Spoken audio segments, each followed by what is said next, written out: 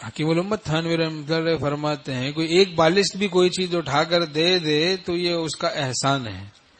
تو فرمایا جس کو دی جائے تو وہ اس کا شکر گزار ہو، احسان مانے، احسان سمجھے. ایک بالشت بھی کوئی اٹھا کر دے دے کوئی چیز. احسان فراموشی، کسی کا احسان ہی نہ ماننا، یہ احسان فراموشی کا مرض تکبر کی وجہ سے ہوتا ہے. چونکہ متکبر شاکر نہیں ہوتا، شاکر متکبر نہیں ہوتا. حضرت علی رضی اللہ عنہ فرماتے ہیں کہ جس نے مجھے ایک حرف سکھا دیا اس نے مجھے اپنا غلام بنا دیا. اب تو استاد سے قرآن پاک پڑھتے ہیں، حفظ کرتے ہیں، اللہ کا کلام بھی سیکھتے ہیں، اصلاح بھی کرواتے ہیں مسئلے سے، لیکن وہ جناب اس کو احسان بھی نہیں سمجھتے. یہ تو بہت سخت مرض ہے، احسان فراموشی. فرماتے ہیں کہ اپنے بڑے سے بڑے احسان کر کے اپنا بھول جاؤ اور دوسرے کا چھوٹے سے چھوٹا احسان ہمیشہ یاد رکھو. اس کے برعکس اب ہے معاملہ. اور احسان جتانا یہ بہت بڑا گناہ ہے بھائی، اس سے بھی بچنا ہے.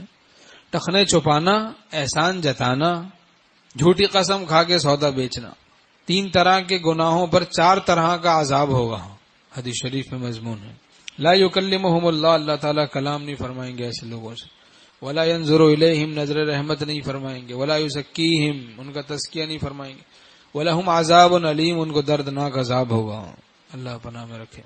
تو بعض اوقات آدمی غصے میں احسان جتانے لگتا ہے. شیطان تو لگا ہوا ہے نا، وہ تو کوئی موقع تلاش کرتا ہے.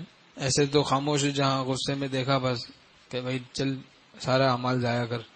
تو اس لیے ہوشیار رہنا ہے، نہ کوئی راہ پا جائے نہ کوئی غیر آ جائے. حریم دل کا احمد اپنے ہر دم پاس باں رہنا.